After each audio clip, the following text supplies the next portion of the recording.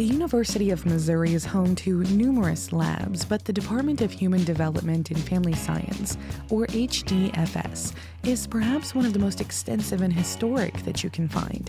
From education to research, HDFS focuses on the science of being human through interactions with family members, teachers, schools, peers, social media, and romantic partners.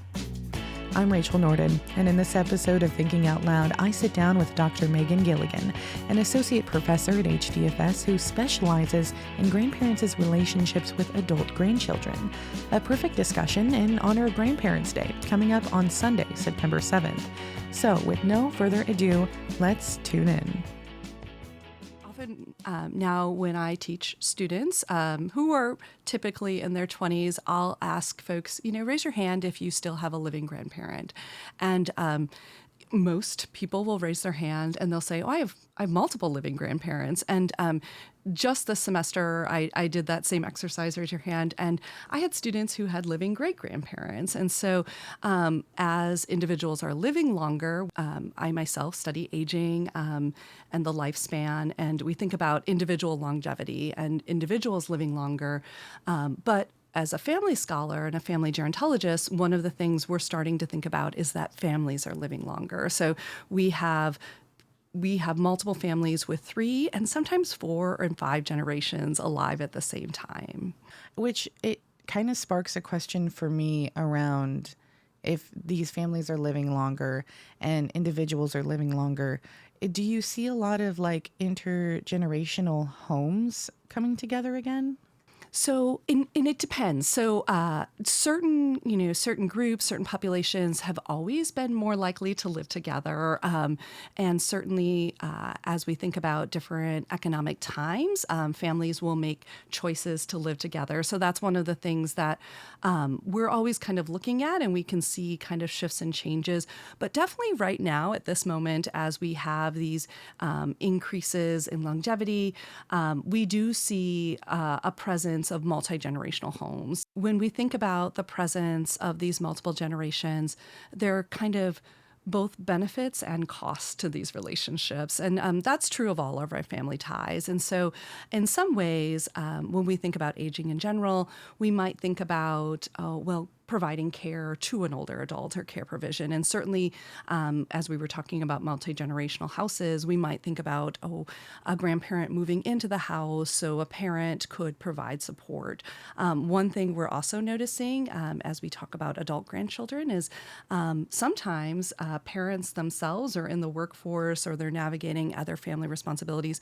And we're also seeing adult grandchildren actually providing support to an older adult. But the other piece of this is that as we have an increased number of grandparents, they're also able to provide support to families. And so sometimes, especially currently there's discussion in this right now, is grandparents may be providing support to young grandchildren.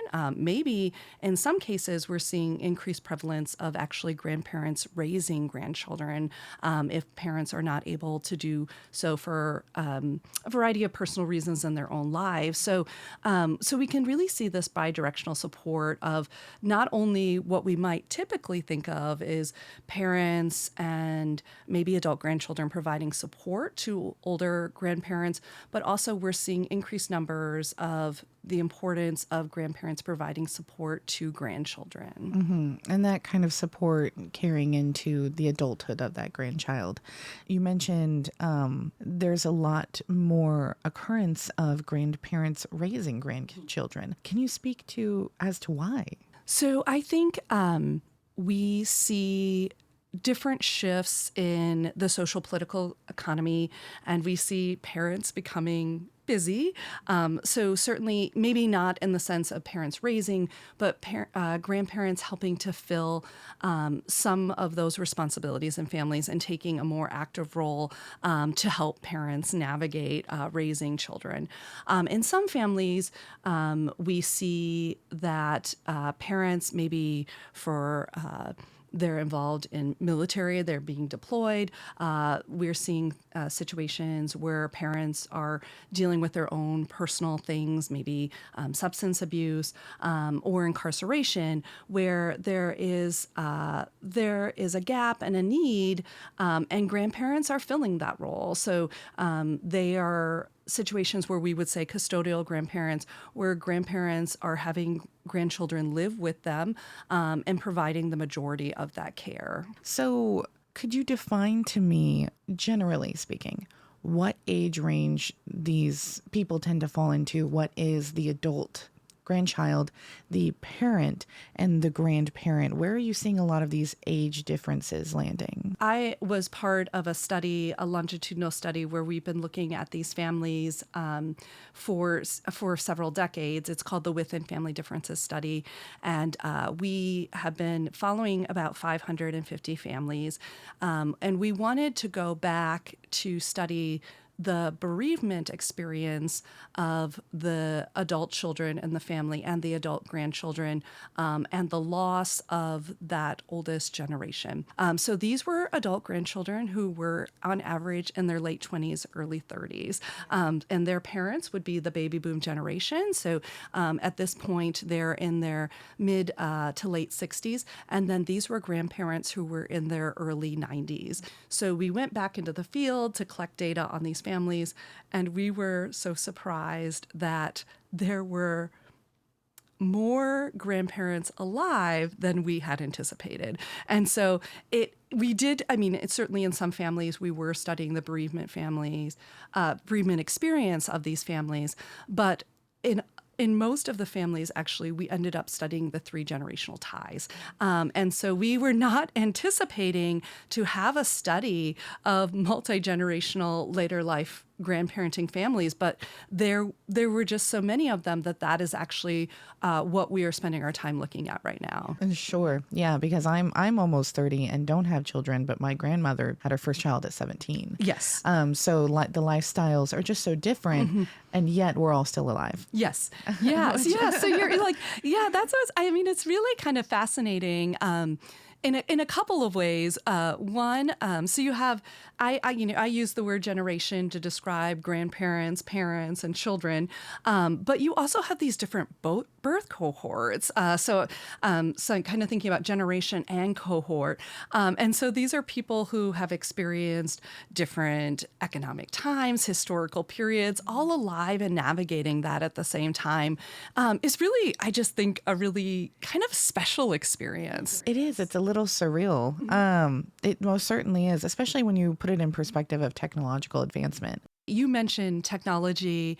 One of the things that we realized is that oldest generation, we found that they were using technology to maintain contact with both their adult children and adult grandchildren. So they were sending emails and text messages, and we were able to look at that use of technology to maintain contact, and also maybe some of the frustrations that technology can have across the generation. So I think sometimes we make assumptions, they must not be using it, but it turned out that they were. So on the flip side of that then, do you have any experience or data around families that don't actually hop on to the technological train, are not able to get to that? What kinds of experiences are you seeing out of families that aren't able to bridge that gap? So sometimes in the aging research world, we'll use the term digital divide. And certainly in a lot of the families that we were looking at, they were using technology, and we were able to study that. But it is important to realize there is a lot of older adults, certainly a group of older adults, which is getting smaller, but for a variety of reasons. One, they just have never used it. It can be expensive, as we know, to maintain phones, internet access, and then also geographic location. So folks in rural areas are less likely to have access to those types of things.